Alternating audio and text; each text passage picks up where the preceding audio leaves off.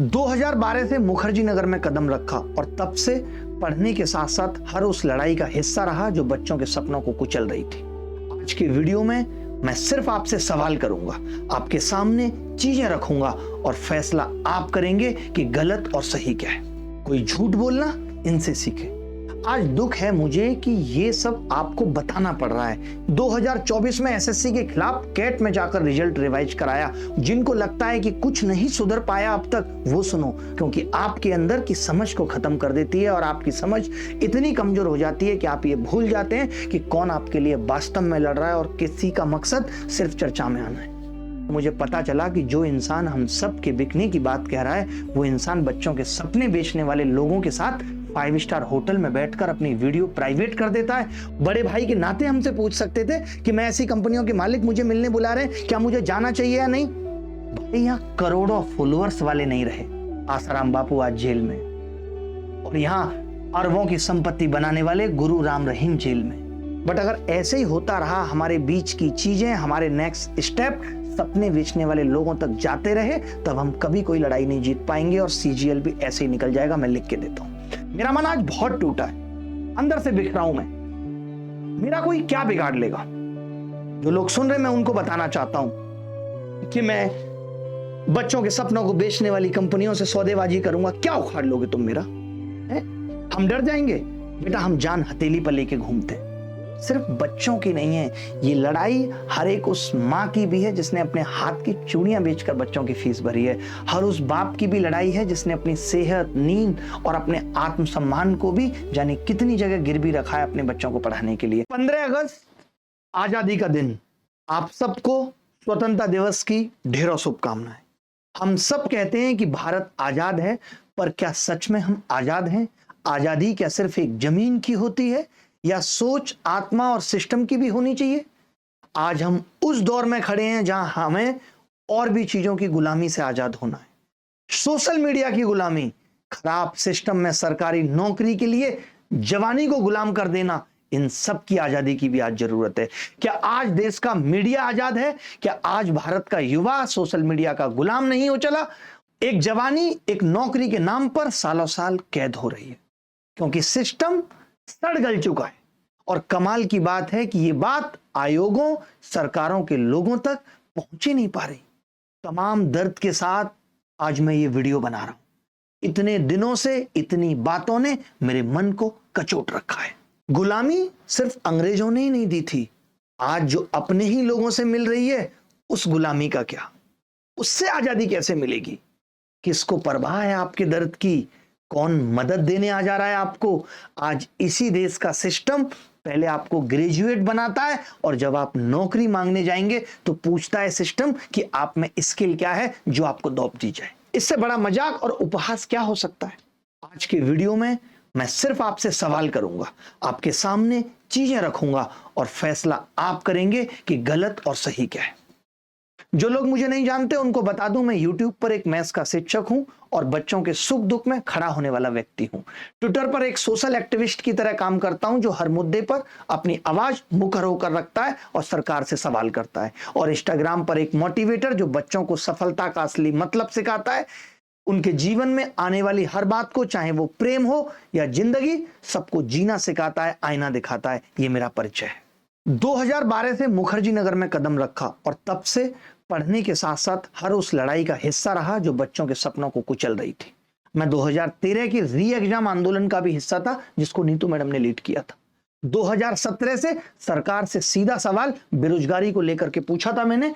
आपको पता ना हो तो आप ये देख सकते हैं। ये देखिए, 7 साल पहले मैंने बेरोजगारी के मुद्दे पर मोदी जी के भाषण का सीधा जवाब मांगा था। आप देख सकते हैं। जब जब सिस्टम ने बच्चों के हकों को मारने की बात की है, तब तब मैं उनके साथ सीने से सीना ठोककर साथ खड़ा रहा हूं। 2017 के एग्जाम सिस्टम को एक्सपोज किया, यूट्यूब पर आकर नहीं, एजेंसीज में शिकायत करके, खराब लोगों को जेल तक पहुंचाकर सांस ली। यूएफएम की जंग लड़ी 2019 में और बच्चों को जिताया भी। नॉर्मलाइजेशन पर आवाज उठा रहे थे, स्पीक अप कैंपेन चलाया, मोदी जॉब दो कैंपेन किया, वर्ल्ड वाइड नंबर 1 रहा। ट्विटर पे 70 मिलियन ट्वीट्स हुए थे एक दिन में और वहां से रेलवे को एग्जाम कंडक्ट कराने के लिए मजबूर किया। 2023 में बच्चों के साथ गलत हुआ, आज भी बच्चा कोर्ट के धक्के खा रहा है और कोर्ट में एसएससी बना स्टूडेंट्स है। इससे ज्यादा देश के दुर्भाग्य की क्या बात हो सकती है कि आज एक शेर और चूहे की लड़ाई है और शेर जीतने में लगा हुआ है। 2024 में एसएससी के खिलाफ कैट में जाकर रिजल्ट रिवाइज कराया। उससे पहले हमने हाई कोर्ट में पीआईएल डाली थी एसएससी के एफिडेविट पे। आपको इनका बकवास झूठ दिखाता हूं। ये एसएससी लिखती है अपने एफिडेविट पे, जहां सत्य लिखना होता है कि provisions given in the notice of the examination, various criteria like the age relaxation etc are duly checked while processing the final result. As per practice, age relaxation parameters are not checked at the stage of clarification of the result of tier 1. कितना बड़ा झूठ SSC बोल रही है court के अंदर, high court के अंदर, कि हम एज रिलैक्सेशन का जो पैरामीटर है वो अप्लाई नहीं करते टीयर 1 पे, जबकि जो पलाश अग्रवाल जिसका हमने रिजल्ट दिखाया था उसके पास कोई भी एज रिलैक्सेशन नहीं था जिसको इन्होंने अंदर किया था, और ये कोर्ट को भी गुमराह करने की बात कर रहे हैं। ऐसे सिस्टम पे हम भरोसा करते रहे आंख बंद करके? ये अपनी गलती भी नहीं मान रहे और रिजल्ट भी इन्होंने रिवाइज कर दिया। सोचिए कितने धूर्त लोग हैं ये। कोई झूठ बोलना इनसे सीखे। आज दुख है मुझे कि ये सब आपको बताना पड़ रहा है कि मैं क्या हूं और मैंने क्या किया है आपके लिए, क्योंकि कुछ शिक्षकों ने सवाल खड़ा किया, बच्चों को मजबूर किया कि वो आकर हमसे पूछें कि तुमने किया क्या है, तुम्हें मिला क्या है, बताओ। मेंस 2024 के रिजल्ट की इनकी इतनी कमियां हैं, ये कभी नहीं मानते। आप देख लीजिए, मैं आपको दिखाता हूं। 133 रोल नंबर्स ऐसे थे जो टीयर 1 में क्वालिफाई नहीं हुए थे, इनको टीयर 2 देने का मौका मिला। हमने एसएससी को पूछा, आरटीआई लगा के पूछा कि आप जवाब दो। ये 46 रैंक्स मिसिंग थी एसएससी सीजीएल 2024 रिजल्ट में, और बाद में इन लोगों को ये जॉब मिली। एसएससी को पूछा, लेकिन SSC is not ready to share any information on RTI. ये कंप्लीट वायलेशन है आरटीआई लॉ का। आप देख सकते हैं, ये इनका रिप्लाई है यहाँ कि the request information can not be provided as per section. इन्होंने दिया हुआ है कि हम ये नहीं बता सकते। ये सब कुछ हमने लाइन से पूछा, इन्होंने हर एक बात को बताने से मना कर दिया। एक एक सेंटर से 2024 में देखें तो 524 बच्चे, 385, एक एक सेंटर से इतने बच्चे सेलेक्ट हुए, आप सोच नहीं सकते। एक और कमाल की बात आपको बताता हूं इसके अलावा कि कुछ रैंक्स ऐसी थी, 18 रैंक वो हैं जो बच्चे पहले विदहेल्ड थे। आपने सुना होगा रिजल्ट के बाद कि रुड़की वाले सेंटर्स पे सर्वर क्रैश हुआ था, और वो क्यों हुआ था आजकल आप वीडियो में भी देख रहे होंगे कि जब रिमोट एक्सेस इतना ज्यादा अटेम्प्ट होता है, हैक करने की कोशिश होती है, तो वहां सर्वर काम नहीं करता, और ये हुआ 2024 के रिजल्ट में। उनमें से 18 लोग विदहेल्ट में थे और बाद में उनको एसएससी ने पास कर दिया। आज हम पूछते हैं कि पहले आपने उन्हें विदहेल्ट में क्यों रखा और अब पास आपने किस बिहाफ पे किया? 18 लोगों को, जहां 199 लोग एग्जाम दे रहे हैं, वहां से 18 लोग विदहेल्ट थे और 18 के 18 उसके बाद सेलेक्ट हो गए। क्या पैरामीटर्स थे आपके सेलेक्ट करने के? ये मैं पूछना चाहता हूं एसएससी से। देखिए, मैं गलत हूं क्योंकि उस स्टूडेंट के साथ खड़ा हूं जो बेचारा ये कह रहा है, सरकार भी कहती है हम गलत हैं, हर कोई ये कहता है कि हम गलत हैं, लोग कहते हैं कि अपना पढ़ाने पे ध्यान दो। जो ये कह रहा है, हम उस बच्चे के साथ खड़े हैं कि मुझे पढ़ने दो, मुझे मेरी मेहनत का रिजल्ट दो और इंसाफ दो। और उस आवाज को दबाने के लिए लाठी का प्रयोग, साइलेंस और सिस्टम सब लगाया जा रहा है। तो क्या रुक जाए? और रुक गए होते तो आज इतना ठीक हुआ सिस्टम भी ठीक नहीं हुआ होता। तो ना हम पहले रुके थे ना अब रुकेंगे। जिनको लगता है कि कुछ नहीं सुधर पाया अब तक, वो सुनो, 2017 में बवाल हुआ तो सिफी जैसे वेंडर को हटा दिया गया और टीसीएस आया, और उसके बाद आपने कतई नहीं सुना होगा कि एसएससी के अंदर कोई एग्जाम लीक हुआ है। सीएचएसएल में यूएफएम पर आवाज उठी तो सीजीएल में यूएफएम नहीं आया। चेयरमैन से मिले तो ऐसा नहीं कह सकते कि कुछ नहीं मिला। नॉर्मलाइजेशन पे लगातार आवाज उठी तो बदला नॉर्मलाइजेशन का फॉर्मूला, जहां 2024 में एक शिफ्ट में 12,000, एक शिफ्ट में 6,000 बच्चे सेलेक्ट हुए, कम से कम अब वो नहीं होगा, हर शिफ्ट से इक्वल लोग सेलेक्ट होंगे। वेटिंग लिस्ट को लेकर चिल्ला चिल्ला कर चीखा तो आज स्लाइडिंग सिस्टम की होप मिली है कि लेकर आ रहे हैं। एमटीएस, सीएचएसएल, सीजीएल के लेवल इतने खराब थे, सवाल उठा तो बदलाव हो रहा है स्तर में। 26 जुलाई को मैंने देश के हर शिक्षक से आह्वान किया था कि 31 जुलाई को मिलकर हम डीओपीटी मंत्री के सामने सिस्टम की हर खराबी का एक एक पॉइंट रखेंगे, उन्हें समझाएंगे, उन्हें मजबूर करेंगे कि बदलाव हो। 4 अगस्त को हम इसमें सफल भी हुए। पर क्या आप सच में ये सोच रहे थे कि एक मीटिंग से पूरा सिस्टम 1 सेकंड में ठीक हो जाएगा? और अगर आप ऐसा सोच रहे थे तो माफ कीजिए, लेकिन आप सरकारी नौकरी के लायक नहीं। अगर कोई एक शिक्षक आपको आकर कह दे कि कुछ नहीं हुआ और आप उसी डायरेक्शन में सोचने लगें और अपने लीडर्स के ऊपर ही सवाल खड़ा करने लगें, तो सोचिए किस तरह एक वीडियो आपका पर्सपेक्टिव चेंज कर देता है। यह है आपकी सोशल मीडिया की इमोशनल गुलामी, क्योंकि आपके अंदर की समझ को खत्म कर देती है और आपकी समझ इतनी कमजोर हो जाती है कि आप ये भूल जाते हैं कि कौन आपके लिए वास्तव में लड़ रहा है और किसी का मकसद सिर्फ चर्चा में आना है। मैंने एक आवाज उसके बाद नहीं उठाई, मैं कुछ नहीं बोला, मैं सब सहता गया, ना किसी पे उंगली उठाई, बस यही सोचा कि जिस दिन जीतेंगे और बदल देंगे पूरे सिस्टम को, तब आकर मैं चिल्लाऊंगा जो कहना होगा। मगर 13 अगस्त को मुझे पता चला कि जो इंसान हम सब के बिकने की बात कह रहा है, वो इंसान बच्चों के सपने बेचने वाले लोगों के साथ 5 स्टार होटल में बैठकर अपनी वीडियो प्राइवेट कर देता है। और नेक्स्ट डे बाद जब मुझे पता चलती है, मैंने सीधा सवाल उठाया तो कह दिया गया लो जी हो गई वीडियो पब्लिक। मैं नहीं डिसाइड कर पा रहा हूं कि ये स्टेप कितना लॉजिकल है, ये मैं आप पर छोड़ता हूं। क्या हम में से किसी शिक्षक का उन कंपनियों से जाकर के मिलना जो एग्जाम करा रही हैं, ये कितना सही है या कितना गलत, ये आप कमेंट करके बताएंगे। आप अगर मुझे बोलेंगे या वो शिक्षक अगर आकर ये कहें कि नहीं हम नहीं मिले, हम नहीं मिलने गए किसी से 5 स्टार होटल में, तो उसके बाद मैं यहां प्रूफ जारी कर दूंगा। वो बोले कि हम नहीं गए, तब मुझे समझ आ पाया कि इस एग्जाम के पीछे कितनी कंपनियां लिप्त हैं। वो तो आपने इनके खुद के वीडियो से देखा कि इन्होंने खुद बताया कि भैया एसएससी ने ये टेंडर एडीक्यूटी को दिया, एडीक्यूटी ने नीचे के वेंडर को दे दिया। ये सिस्टम के साथ कितना बड़ा मजाक चल रहा है। आप ऐसे समझिए मेरी अपनी दुकान है और मैं सामान बेचता हूं ग्रोसरी का, और आप कोई दुकान रेंट पे लेकर के सामान बेच रहे हैं, तो कौन सस्ता बेच पाएगा? आपका जवाब होगा मैं सस्ता बेच पाऊंगा कि मेरी अपनी दुकान है। तो सोचिए टीसीएस के अपने सेंटर थे और एडीक्यूटी के पास सेंटर भी अपने नहीं थे, और फिर भी एडीक्यूटी कह रही है कि हम सस्ते में एग्जाम करा लेंगे। तो इसके पीछे के इंटेंशंस क्या हो सकते हैं ये आप बेहतर से समझते हैं। आपने सरकारी सिस्टम का मजाक बना दिया कि एक कंपनी टेंडर लेगी, उस एक कंपनी के टेंडर लेने के बाद वो कह देगी दूसरी कंपनी को कि तुम करा दो, ताकि कल को सिस्टम फटेगा तो मैं इस पे इल्जाम लगा के चला जाऊंगा, मैं इस पे इल्जाम लगा के चला जाऊंगा, और ये सिलसिला चलता रहेगा। इसमें कितने लाखों करोड़ों बच्चों का भविष्य बिक जाएगा, इसकी चिंता किसको है? मैं यही सोचता हूं कि जिस छोटे से एग्जाम में इतनी कंपनियां लिप्त हैं, उसका पर्पज ही है कि जिस पे आप मुंह खोलोगे वो आपको दूसरे के 4 प्रूफ पकड़ा देंगे कि ये सिस्टम में खराबी है। सिस्टम के अंदर की 4 बात बता देंगे कि कब से एग्जाम है, कौन कौन से सेंटर्स हैं, और बाहर आकर मीडिया में मुस्कुराकर कह पाएंगे कि अंदर क्या चल रहा है सब मुझे पता है, आप पूछिए। वाह, ये हमारी जीत है कि हमने ये पता कर लिया सीजीएल का एग्जाम कब से है, हमारे पास सेंटर्स की लिस्ट है। ये हमारी जीत है, ये हम सिस्टम को उखाड़ फेंकेंगे। हम तो उन्हीं लोगों से जाकर के बात करके अपनी वीडियो प्राइवेट कर देते हैं। मुझे फिर भी आपत्ति नहीं होती, मुझे पता चलता कि आप मिले, मुझे आपत्ति ये तब हुई कि आप मिले और आपने उस मिलने के बाद वो वीडियो प्राइवेट कर दिया। और जब ग्रुप में इस चीज पे सवाल उठा तो आपने कह दिया लो जी हो गई वीडियो पब्लिक, और हम बस इसी में अपने आप को हीरो और दूसरों को विलन बना देंगे। अगर आज आपके पास प्रूफ्स हैं तो क्यों नहीं कर देते आप ऐसे लोगों के खिलाफ एफआईआर? बताइए, यहां तो नहीं मांगने आए आप किसी से सपोर्ट, ना आपने बताया कि आप किसी से मिलने जा रहे हैं, ना आपने बताया कि ये कंपनी आपको अप्रोच कर रही है। ये चीज भी तो आप हम लोगों के बीच में रख सकते थे, बड़े भाई के नाते हमसे पूछ सकते थे कि मैं ऐसी कंपनियों के मालिक मुझे मिलने बुला रहे हैं, क्या मुझे जाना चाहिए या नहीं? तब तो आपने कुछ नहीं ऐसा किया। तब आप अकेले क्यों चले गए कि किसी को हवा भी नहीं लगी? अगर आज कोई विपक्ष का नेता पहलगांव या कश्मीर पर हमला करने वाले आतंकवादियों से जाकर मिले और कहे कि मैं इनके अंदर की चीजें निकलवाना चाहता हूं, हमारे लिए इससे बड़ी शर्मनाक बात क्या होगी?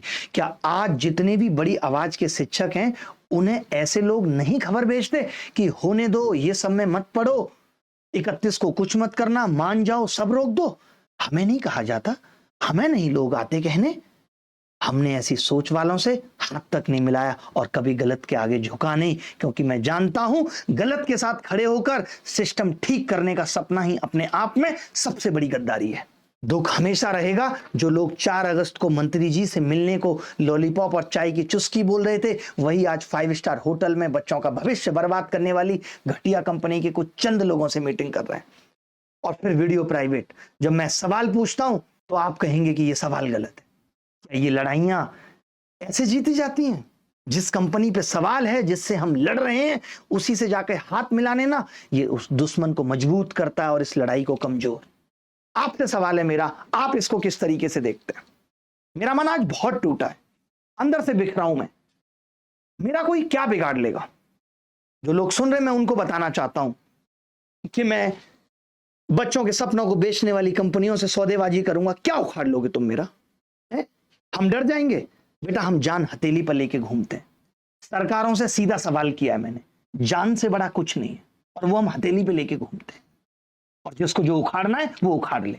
तुम लाखों बच्चों के साथ गलत करते रहोगे और हम बोलेंगे नहीं, क्योंकि तुम दो चार ब्यूरोक्रेट्स में, ये मैं उन कंपनियों को कहना चाहता हूं, क्योंकि लोग कहते हैं कि हमारा तो ब्यूरोक्रेट्स में उठना बैठना है, हमारा तो नेताओं में उठना बैठना है। तो ये नेताओं और ब्यूरोक्रेट्स के बाप का देश है क्या, जो आप गलत करते रहे और हम बर्दाश्त करते रहेंगे? भाई, यहां करोड़ों फॉलोअर्स वाले नहीं रहे आसाराम बापू आज जेल में, और यहां अरबों की संपत्ति बनाने वाले गुरु राम रहीम जेल में। यहां तमाम ऐसे लोग जिन्होंने 3-3, 4-4 हजार के घोटाले किए, वो आज जेल में। जो मंत्री थे भाई, वो नहीं बचे। तुम किस खेत की मूली हो? किस भ्रम में हो तुम? मुझे अगर कोई सोच रहा है कि डरा लेगा, तो भाई सुन लो, हलवा नहीं है जो डोना लेकर लपक लोगे। बहुत बच्चे हो तुम अभी जहां से अपनी जर्नी शुरू कर रहे हो, 4 बड़े लोगों के बीच में बैठकर अपने आप को सिस्टम का बेताज बादशाह समझ रहे हो और सोच रहे हो कि बच्चों के सपने को मारते रहोगे और हम चुप बैठेंगे। भाई, जान चली जाएगी ना, तब तक लड़ेंगे। मैं ऐसे शिक्षकों से भी गुजारिश करता हूं जो इनसे मिल रहे हैं या डर जा रहे हैं, इंसान असली लड़ाई अपने ही बीच के लोगों के धोखे से हार जाता है। हीरो बनने के चक्कर में अपनी ही लड़ाई को अपने हाथ से खत्म कर देना कहां की समझदारी है भाई? सोचो, जिस कंपनी का पुराना रिकॉर्ड कचरा है, जो बच्चों का भविष्य खाती है, अगर वो सच में सही होती तो हमसे मिलने आती क्या? और यहां तो हम ही उनसे जाकर मिल रहे हैं। क्या ये बच्चों के साथ या हम जैसे लोगों के साथ धोखा नहीं है?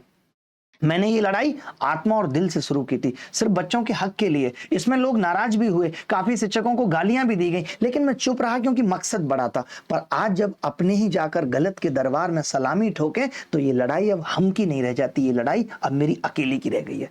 आज के बाद कोई प्लानिंग, कोई अपडेट मैं नहीं दूंगा आकर। जो कर सकता हूं अकेले करूंगा, और जो सच्चा जग है या जो सच्चा इंसान है, वो खुद साथ देंगे, चुपचाप, बिना किसी दिखावे के। क्योंकि लड़ाई दुश्मन से जितनी मुश्किल होती है ना, अपनों के बीच के शकुनी से 100 गुना ज्यादा मुश्किल हो जाती है। मिनिस्टर से मिलने के बाद कुछ चीजें तो बदली हैं भाई। 100 रुपए गलत क्वेश्चन के नाम पर कब से वसूला जा रहा था, और उसके नाम पर गलत क्वेश्चन हर बार बढ़ा चढ़ाकर पूछे जा रहे थे, उसको नहीं बदला गया? इतना चिल्लाए हैं तभी तो बदला है। सूरत एक दिन में नहीं बदलती, ये सिस्टम सालों से दीमक ने जकड़ा है। इसको ठीक करने में वक्त लगेगा और आपको धैर्य रखना पड़ेगा। सीपीओ रिजल्ट पर कितने लोग नहीं चिल्लाए, कितना बुरी तरीके से फंसा था, आप सब जानते हैं, और वो भी निकला ना 4-5 दिनों में। आज हम अगर बीच बीच में होने वाले कुछ प्रोग्रेस को, मैं बच्चों से कहना चाहता हूं, अप्रिशिएट नहीं करेंगे और उन्हें लॉलीपॉप या चाय की चुस्की का नाम देंगे, तो कौन आएगा आपकी मदद करने? आज भी बहुत लोग पीछे हट गए और भी हटते जाएंगे। और अगर ऐसे ही लोगों की बातों में आकर आप मुहिम के लोगों का मनोबल तोड़ते रहेंगे, तो आपका साथ देने कौन आएगा? मैं आपसे पूछना चाहता हूं, अगर आज पेपर पोस्टपोन नहीं होता और सीजीएल भी ऐसे ही निकल जाता, तब क्या करते आप? उसका पोस्टपोन होना भी तो पॉजिटिव है कि आज लड़ने का वक्त मिल गया है। उस सिस्टम में एग्जाम देने का क्या कोई मतलब निकलता, जहां आपके लिए कुछ भी है ही नहीं? बट अगर ऐसे ही होता रहा, हमारे बीच की चीजें, हमारे नेक्स्ट स्टेप सपने बेचने वाले लोगों तक जाते रहे, तब हम कभी कोई लड़ाई नहीं जीत पाएंगे और सीजीएल भी ऐसे ही निकल जाएगा। मैं लिख के देता हूं। बहुत सारे सिस्टम के ऐसे पॉइंट और प्रूफ हैं जो पर्याप्त हैं इन सिस्टम को उखाड़ फेंकने के लिए। मैं उन्हें यहां बताकर लड़ाई को कमजोर नहीं करना चाहता। मैं चाहता हूं वो सही जगह पेश किए जाएं और उसका रिजल्ट पॉजिटिव निकले। आज न्यायपालिकाएं हैं, इतनी एजेंसीज हैं भारत में, हर ताकत झोंक देंगे सच्चे मन से, तो क्यों कोई फैसला हमारे हक में नहीं होगा? बहुत आशावादी हूं, बहुत पॉजिटिव हूं, ईश्वर में अटूट विश्वास रखता हूं। मुझे मालूम है कि हम जीतेंगे, कोई नहीं हरा सकता। दुख मुझे भी है, आपको भी हो रहा होगा कि जहां लोग आंदोलन को ताकत देने की कोशिश कर रहे थे, वहां कुछ लोग आंदोलन की सौदेबाजी में ही उलझ गए। इतिहास में ऐसे लोगों को हीरो नहीं कहते। ये लोग सिर्फ एक सबक हैं कि दुश्मन से ज्यादा पहले ऐसे लोगों को पहचानना है। और अब तक की लड़ाई मुहिम जितना सोचा था उसी दिशा में सफल हो रही है। एसएससी फेज एक्ट का री एग्जाम हो रहा है, वैसे स्टेनो का भी होगा। और मैं ये नहीं कह रहा हूं कि ये सही है, मैं तो री एग्जाम को भी गलत मानता हूं। बट क्या करें, पहले से थोड़ी पता था कि एग्जाम के अंदर इतना कुछ हो जाएगा। और लोग ये कह रहे हैं कि उन्हें सब पता था, तो क्यों नहीं उन्होंने जाकर पुलिस में शिकायत की थी, सीबीआई में शिकायत की थी कि ये सेंटर्स का ये झमेला है, इस तरीके से बच्चों के साथ गलत किया जा रहा है। आप देते ये प्रूफ, हम तो सीधे डीओपीटी मिनिस्टर के सामने रख देते। बट आपने एक कंपनी से लेकर के दूसरी कंपनी के प्रूफ को दिखा करके सिर्फ हीरो बनने का काम किया और कुछ नहीं। आपने वो प्रूफ क्यों नहीं जारी किए जिसमें आप ऐसे लोगों से मिल रहे थे, उनकी रील भी बाहर नहीं आई, सिर्फ चुपचाप मीटिंग हो गई, वो बातें तो अंदर की बाहर नहीं आई, वो भी बता दीजिए आकर क्या बातें हुई और कह दीजिए कि हम हीरो हैं और बाकी दुनिया विलन। 3 महीने से मैं लास्ट अटेम्प्ट की लड़ाई जारी रख रहा हूं, कभी आकर बताया नहीं किससे मिले। इन सब चीजों से लड़ाई कमजोर होती है, हर कोई मिलने से डरता है, ये हर चीज पब्लिक करते हैं, इस चीज को भी समझिए। प्लानिंग यहां आकर कभी डिस्क्लोज नहीं होगी, कैसे कहां पीआईएल लगाएंगे, अगला स्टेप क्या होगा, क्योंकि उद्देश्य सब कुछ ठीक करना है, बस वीडियो बना करके महफिल लूटना नहीं है। मैं एक और बात आपसे कहना चाहता हूं, मैं ये भी जानता हूं कि ये लड़ाई सिर्फ बच्चों की नहीं है, ये लड़ाई हर एक उस माँ की भी है जिसने अपने हाथ की चूड़ियां बेचकर बच्चों की फीस भरी है, हर उस बाप की भी लड़ाई है जिसने अपनी सेहत, नींद और अपने आत्मसम्मान को भी जाने कितनी जगह गिरवी रखा है अपने बच्चों को पढ़ाने के लिए। आपके बच्चे सुबह से रात तक पढ़ते हैं, गर्मी सर्दी में कोचिंग जाते हैं और सिस्टम में उनको क्या मिलता है, पेपर लीक, गलत नॉर्मलाइजेशन, सालों से रिजल्ट फंस जाना और जिंदगी भर की हताशा। मैंने अपनी आंखों से देखा है कि किस तरह एक रिजल्ट की देरी एक पूरे परिवार की हंसी छीन लेती है, किस तरह एक गलत चयन एक लड़के की आंखों से चमक और माँ बाप के चेहरे से गर्व मिटा देता है। और दुख की बात है कि हमारे देश में इन बच्चों की मेहनत को, इन माँ बाप की कुर्बानियों को बस कोर्ट में भी एक फाइल और केस नंबर में बदल दिया जाता है। माँ बाप सोचते हैं पढ़ाई करवा देंगे, सरकारी नौकरी मिल जाएगी, जिंदगी सुधर जाएगी, परिवार का स्तर बदल जाएगा, लेकिन क्या सरकारों को ये दर्द समझ आता है? क्या उन्हें पता है जब रिजल्ट 3 साल तक अटका रहता है, गलत लोगों को नौकरियां मिलती हैं, तब घर में दाल चावल का इंतजाम कैसे होता है? ये सिर्फ कागज और इंक की लड़ाई नहीं है, हर उस आंसू की लड़ाई है जो माँ बाप छुपा कर पहुंच लेते हैं ताकि उनका बच्चा टूटे ना। और मैं आज भी इस लड़ाई में इसलिए खड़ा हूं क्योंकि मुझे पता है अगर ये सिस्टम ऐसे ही चलता रहा तो आगे आने वाली पीढ़ी के पास सिर्फ डिग्रियां होंगी, कोई रोजगार नहीं होगा, ना ही प्राइवेट ना ही सरकारी। मैं चाहता हूं कि आपका बेटा या बेटी कल को नौकरी पाए, चाहे वो प्राइवेट हो चाहे सरकारी हो। और प्राइवेट है तो ऐसा ना हो कि उसका शोषण हो रहा है। और लड़ाई अभी खत्म नहीं हुई है, बल्कि असली लड़ाई शुरू हुई है, बिना शोर के जारी है। आगे क्या करना है, जो भी पेपर लीक, सेंटर की गड़बड़ी या नॉर्मलाइजेशन में गड़बड़ का सबूत है वो सोशल मीडिया पर उड़ाने के बजाय कानून वाली एजेंसी, कोर्ट और सीबीआई तक लेके जाना है। हर डॉक्यूमेंट, स्क्रीनशॉट लीकेज से पहले सुरक्षित चैनल में रखना है ताकि अपने केस को कमजोर ना कर सके। आज आप देख रहे होंगे ग्राउंड लेवल पे भी हर जिले में छोटे छोटे ग्रुप बन रहे हैं जो मीडिया, नेताओं और लोकल प्रशासन तक अपना मुद्दा पहुंचा रहे हैं। बड़े आंदोलन से पहले ये छोटे छोटे आंदोलन सिस्टम को डराएंगे, दिखाएंगे कि हम हर जगह हैं। मैं एक बात बच्चों से भी कहना चाहता हूं कि जो पढ़ाई कर रहे हैं पढ़ाई रुकने नहीं देंगे, रिजल्ट और पेपर की लड़ाई हम लड़ेंगे, लेकिन आपका सिलेक्शन भी करवाएंगे। दिमाग में बिठा लो, पढ़ाई छोड़े बिना हक के लिए आवाज उठाना ही जीत का असली रास्ता है। आपको पढ़ते रहना है और मैं भी पढ़ाऊंगा। कल मैं रात को एक वीडियो भी लेके आ रहा हूं जिसमें आगे की 25 दिन की प्लानिंग बता दूंगा और डेली मॉक टेस्ट भी करेंगे मंडे से। वो सब कुछ कल रात को 9 बजे आपको मुझसे मिलना है। याद रखना, ये लड़ाई सिर्फ एक एग्जाम की नहीं है। रेलवे एग्जाम, एसएससी एग्जाम, क्या लगता है आपको कि यूपीएससी में सब सही है? थोड़े दिन में आप मेरा एक वीडियो देखेंगे जहां पे मैं एक्सपोज करूंगा यूपीएससी के उन लूपहोल्स को जिसकी बदौलत एक हिंदी मीडियम वाला बच्चा आज सिर्फ तैयारी कर रहा है और 5-5 साल तैयारी करके अपने गांव में जाके खेती करने लायक भी नहीं बच रहा है। मैं उस पर भी सवाल उठाऊंगा और ये आने वाली पूरी पीढ़ी के लिए है। आज अगर हम चुप हो गए तो कल आपका छोटा भाई बहन, बेटा बेटी भी सड़े हुए सिस्टम में अपनी जवानी गवाएंगे। लिख कर देता हूं, मैं अकेला भी रह जाऊं तो ये लड़ाई लड़ूंगा, पर जो सच्चा है वो मेरे साथ चले, चुपचाप, समझदारी से और आखिरी सांस तक। एक चीज मुझे बहुत अच्छी लगी कि तमाम शिक्षक आके खुल के ये कहते हैं यूट्यूब पे कि भाई अभिनय सर अगर इस चीज को लीड कर रहे हैं तो हम उनके साथ हैं, हमें पता है। और बड़े बड़े शिक्षकों की बात कर रहा हूं मैं, जो सोशल मीडिया पे एक अलग इन्फ्लुएंस रखते हैं, चाहे वो राकेश यादव सर हो, चाहे वो नीतू मैडम हो, बिहार के शिक्षक हो, चाहे वो खान सर हो, उन्होंने भी अप्रिशिएट किया। तमाम लोग, और ग्रुप के अंदर की बात करूं, चाहे वो नियोन क्लासेस वाले सर हो, राजा सर, सब लोग अप्रिशिएट करते हैं कि आप ये लड़ाई लड़ो। चाहे इलाहाबाद के शिक्षक हों, सारे शिक्षक, मैं किस किस का नाम गिनाऊं, वो सब अप्रिशिएट करते हैं कि आपने अब तक की सारी लड़ाइयां बहुत ठीक तरीके से लड़ी हैं और आपको ये लड़ाई भी जीत के दिखानी है। चाहे वो जयपुर के पवन राव सर हो, सब अप्रिशिएट करते हैं। सबको पता है कि लड़ाइयां जीती जाती हैं। सवाल सिर्फ वो उठा रहे हैं जिनका मकसद हमेशा से चर्चा में आना रहा। जिनको वास्तविक लड़ाई से कोई मतलब नहीं है, जिनको ग्राउंड रियलिटी से कोई मतलब नहीं है। आज एसएससी पे सवाल उठता है, आज सरकारों पे सवाल उठते हैं कि किस बिहाफ पे आपने ये टेंडर दे दिया था, आपने कितनी सारी चीजें चेंज की थी अपने टेंडर में, तब आपने टेंडर दिया था। सोचिए, पहले जो होता था वो एक्सपीरियंस चाहिए था एग्जाम कराने का, उसके बाद इन्होंने बदल दिया कि एक्सपीरियंस केवल होना चाहिए सेंट्रल गवर्नमेंट के आपने प्रोजेक्ट किए हो और आप ये टेंडर ले सकते हैं। क्यों भाई, एग्जाम कराने का एक्सपीरियंस क्यों नहीं हो? ये वीडियो आपने देखी होगी इतनी सारी जगह की जहां पे लोग 285 214 रुपए मांग रहे हैं, वहां ये कंपनी केवल 125 रुपए में एग्जाम करा रही है। इसके पीछे की वजह क्या है? इसको तो जो लॉस इधर से होगा वो पैसा भी वसूल करना है ना। तो ये कंपनी कभी बेहतर एग्जाम करा ही नहीं पाएगी, आप लिख के ले लीजिए। मैं आप सबसे भी कहता हूं, अगर आप सबके साथ या आप सबके पास वास्तव में प्रूफ्स हैं, वास्तव में ऐसी चीजें हैं, जितनी चीजें हम और इन सिस्टम को ही नहीं, इस पूरे लीक सिस्टम को खोल के रहना है। और कब तक नहीं जीत मिलेगी, एक वक्त लगेगा। सो रात में जब भी आप कोई लड़ाई लड़ने जाओगे, तमाम लोग गिराने की कोशिश करेंगे। असली सिकंदर वही बनाए जो बार बार गिर के और फिर उठ के चलता रहा। आसान नहीं है ये लड़ाई, बड़ी लड़ाई है। सोचिए, जो लोग खुद ये कहते हैं कि ये लड़ाई बड़ी है, इतनी फंसी हुई है, वो ये उम्मीद करते हैं कि एक मीटिंग में सब कुछ निकल के आ जाएगा। जो लोग आज ये कहते हैं कि आप चेयरमैन के सामने ऊंची आवाज में बात नहीं कर पाए, आप डीओपीटी मिनिस्टर साहब के सामने ऊंची आवाज में बात नहीं कर पाए, वो दिखाएं कि उन्होंने इन कंपनियों के मालिकों से जब मीटिंग की तो आपकी आवाज कितनी ऊंची थी। मैं देखना चाहता हूं उस आवाज को। तो लड़ाई जारी है।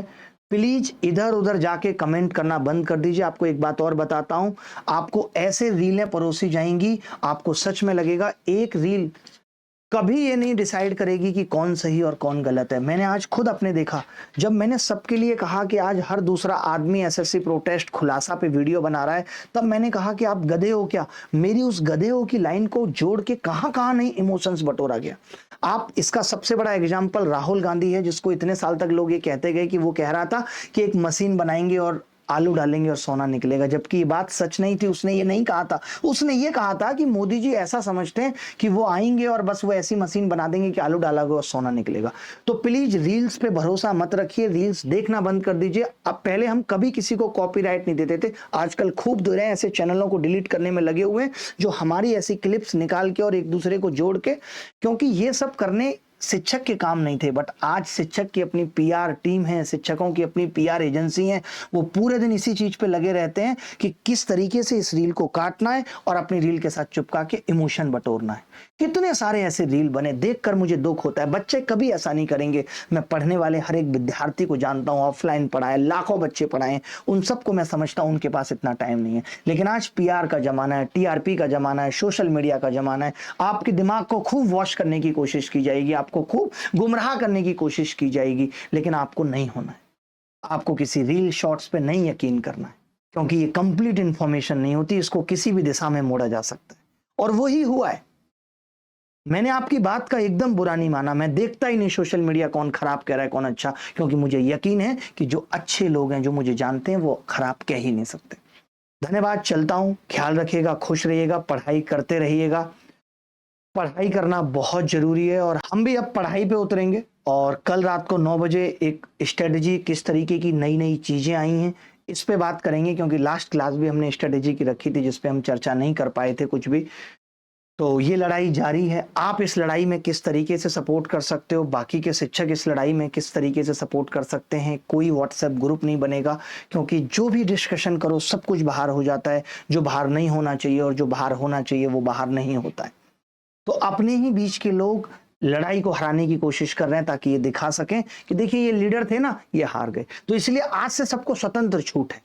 आप अपनी लड़ाई जारी रखिए और जीत कर दिखाइए। अब आप लोग भी ये डिमांड मत करिए कि शिक्षकों यूनाइट हो जाओ, शिक्षकों यूनाइट हो जाओ। कोई कैसे हो जाएगा, जहां हम में से ही कोई एक इंसान या 2 इंसान उन लोगों से जाके मीटिंग करेंगे बिना बताए, जो इस हमारा जवाबदेही एसएससी से है, हमारी जवाबदेही सरकार से है। मुझे नहीं पता कि पीछे की कौन कंपनी है। आप बताइए ना कि उनकी मीटिंग का पर्पज क्या हो सकता है। मैं उनसे जाके क्यों मिलूंगा? वो बच्चों के बारे में सोचेंगे जो इतने सस्ते में एग्जाम करा के आए इस पर्पज से कि हमें पैसा कमाना है। मैं उनसे उम्मीद करूंगा? कभी नहीं होगा। तो आप फ्री हैं, आप स्वतंत्र हैं अपनी लड़ाई लड़ने के लिए, लड़िए। हम अपने स्तर से अपनी लड़ाई लड़ेंगे और हमें भरोसा है जैसे हमने हर बार जीता है, इस बार भी हम जीतेंगे। धन्यवाद। जय हिंद। Thank you.